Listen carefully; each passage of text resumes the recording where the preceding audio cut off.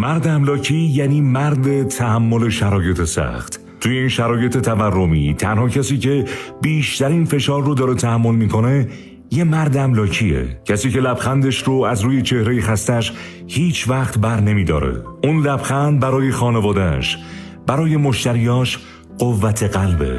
مرد املاکی مثل خورشید میمونه. شاید از درون سوزش آتش رو تحمل کنه، ولی نور خورشید برای اطرافیانش زندگی بخشه. کسی که کارش بدون ساعت مشخصه، کسی که درآمدش ثبات نداره، کسی که خیلی ها رو صابخونه کرده با هر شرایطی، کسی که توی این شرایط نوناور خونشه و نگذاشته آب تو دل خانوادش تکون بخوره، لایق لقب مرده. آقایون املاکی، شما بخشی از خانواده آموزش املاک هستید.